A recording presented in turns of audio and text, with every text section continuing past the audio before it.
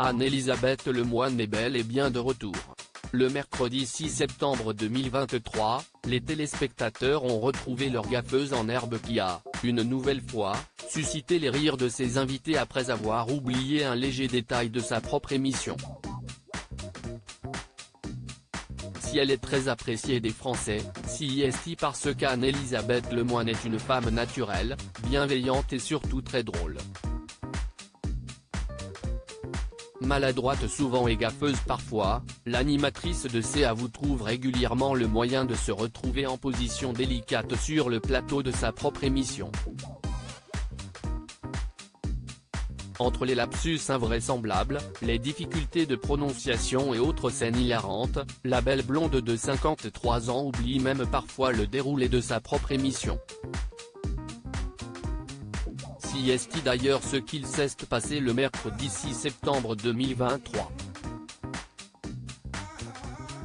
Alors qu'elle recevait l'ancien président de la République Nicolas Sarkozy pour parler de son livre autobiographique intitulé Le temps des combats et paru le 19 août dernier aux éditions Fayard, l'acolyte de Bertrand Chameroy a voulu lancer la chronique de Patrick Cohen avec un jingle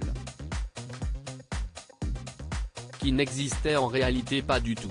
Il y a beaucoup d'autres choses dans ce temps des combats, Patrick Cohen l'a lu, c'est le thème de son édito, a-t-elle lancé en regardant fixement la caméra et en envoyant la main comme si elle encourageait la régie à envoyer un magnéto bien précis. Après un long blanc de quelques secondes, elle réalise tout de même que quelque chose cloche. Ah, il n'y a pas de jingle, pardon. J'étais persuadé qu'il y avait un jingle, a-t-elle alors lâché en rigolant. Amusé, Patrick Cohen lui a alors proposé de chanter pour faire lui-même ce fameux jingle. La reine des gaffes c'est finalement dans le rire et la bonne humeur qu'on lui connaît depuis des années que la pétillante Anne-Elisabeth Lemoine a repris le cours de son émission, comme si de rien n'était. Il faut dire qu'elle est maintenant habituée à faire des gaffes, aussi légères soient-elles. On se souvient notamment qu'un mai dernier, l'animatrice avait offert, sans le savoir, un faux CD à l'actrice Virginie Efira, mais aussi qu'en 2019, elle avait révélé à quel stade de Qui veut gagner des millions, elle avait été éliminée, avant même que son passage ne soit diffusé.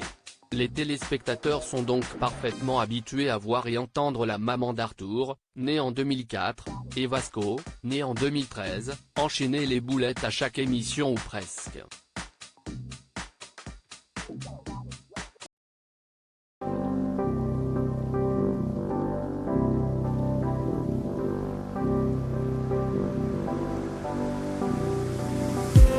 I just